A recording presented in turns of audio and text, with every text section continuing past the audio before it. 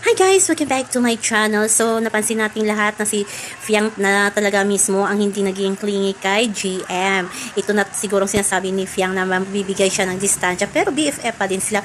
Pero hindi din natiis ni Fiang si GM. Pinuntahan sa pool area si GM habang ang isa ay nagmumuni-muni, nalulungkot or ewan ko kung anong mga iniisip ni GM. Aya't pinuntahan ni Fiang si GM, pinasaya at dinamayan kung ano man ang mga iniisip nito. Pero ang maganda lang dyan, talagang may sariling mundo sila talaga. Yung mga smile talaga ni GM pag si Fiang na talaga ang kausap ay iba. BFF nga, diba? Baka na-miss lang nito si Jazz. O malay natin. Yun pala, paglabas ni GM, mga bashers ni Jazz ang sasalubong sa kanya. Yung mga fans, alam naman natin ngayon nga, pati pamilya ni Jazz at kaibigan ay siguro sinabi na kay Jazz na layuan na itong si GM. So, abangan na lang natin sa pagkikita nila sa outside world. Pero si Fiang at si GM, ang ganda lang ng kanilang samahan.